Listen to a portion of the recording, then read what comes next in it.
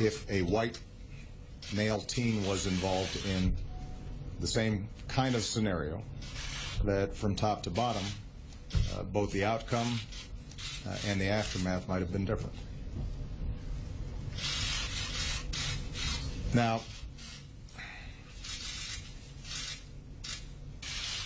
the question for me at least, and I think for a lot of folks, is where do we take this? How do we learn some lessons from this and move in a positive direction? I think it's understandable that there have been demonstrations and vigils and protests, and some of that stuff is just going to have to work its way through as long as it remains nonviolent. If I see any violence, then I will remind folks that that dishonors what happened to Trayvon Martin and his family. But beyond protests or vigils, the question is, are there some concrete things that we might be able to do?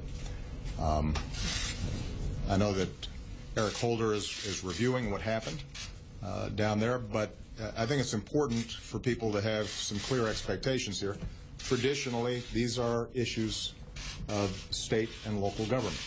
The criminal code and law enforcement is traditionally done at the state and local levels, not at the federal levels. That doesn't mean, though, that as a nation, we can't do some things that I think would be productive. So let me just give a couple of specifics that I'm still bouncing around with my staff. So we're not rolling out some 5-point plan, but some areas where I think all of us could potentially focus. Number one, precisely because law enforcement is often determined at the state and local level, I think it would be productive for the Justice Department, governors, mayors, to work with law enforcement about training at the state and local levels in order to reduce the kind of mistrust in the system that sometimes currently exists. When I was in Illinois, I passed racial profiling legislation, and it actually did just two simple things. One, it collected data on traffic stops and the race of the person who was stopped. But the other thing was it resourced us training police departments across the state on how to think about potential racial bias and ways to further professionalize what they were doing.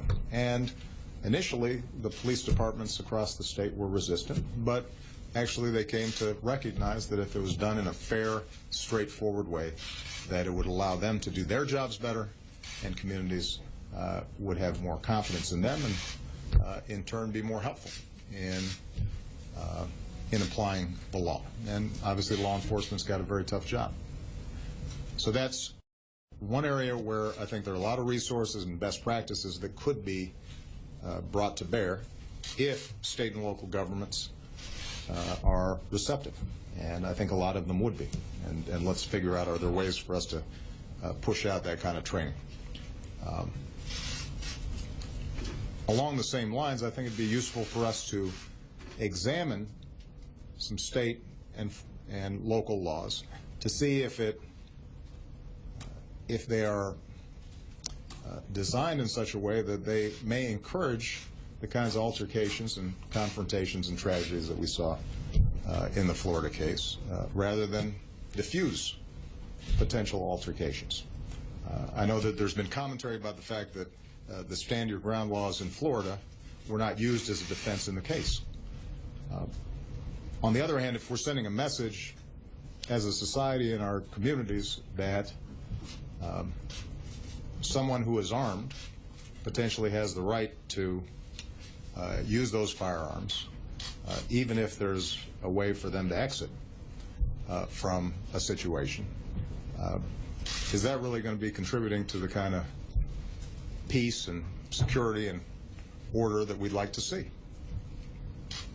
And for those who resist that idea that we should think about something like these stand your ground laws, I just ask people to consider, if Trayvon Martin was of age and armed, could he have stood his ground on that sidewalk? And do we actually think that he would have been justified in shooting Mr. Zimmerman, who had followed him in a car, because he felt threatened? And if the answer to that question is at least ambiguous, then it seems to me that we might want to examine those kinds of laws. Number 3, and this is a long-term project. We need to spend some time in thinking about how do we bolster and reinforce our African-American boys. And this is something that Michelle and I talk a lot about. There are a lot of kids out there who need help, who are getting a lot of negative reinforcement. And is there more that we can do to give them a sense that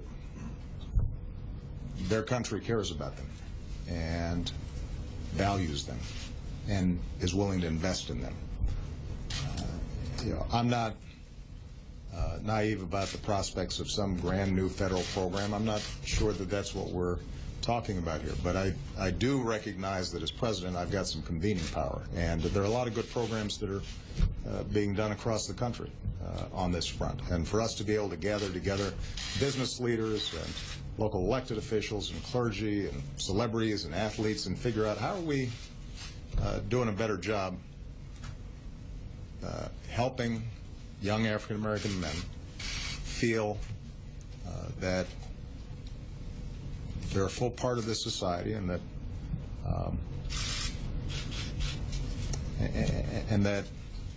they've got pathways and avenues to succeed.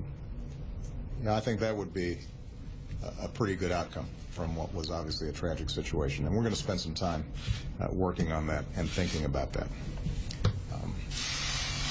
And then finally, I think it's going to be important for all of us to do some soul searching. There's been talk about should we convene a conversation on race. I haven't seen that be particularly productive when politicians try to organize conversations. They end up being stilted and politicized, and folks are locked into the positions they already have. On the other hand, in families and churches and workplaces, there's the possibility that people are a little bit more honest, and at least you ask yourself your own questions about, am I wringing as much bias out of myself as I can? Am I judging people as much as I can based on not the color of their skin, but the content of their character? That would, I think, be an appropriate exercise in the wake of this tragedy. And let me just leave you with a final thought, that as difficult and challenging as this whole episode has been for a lot of people, I don't want us to lose sight that things are getting better. Each successive generation seems to be making progress in changing attitudes when it comes to race. Doesn't mean we're in a post-racial society. It doesn't mean that racism is eliminated. But when I talk to Malia and Sasha, and I listen to their friends and I see them interact, they're better than we are. They're better than we were on these issues. And that's true in every community that I've visited all across the country. And so, we have to be vigilant, and we have to work on these issues, and those of us in authority should be doing everything we can to encourage the better angels of our nature, as opposed to using these episodes to heighten divisions. But we should also have confidence that kids these days, I think, have more sense than we did back then, and certainly more than our parents did or our grandparents did, and that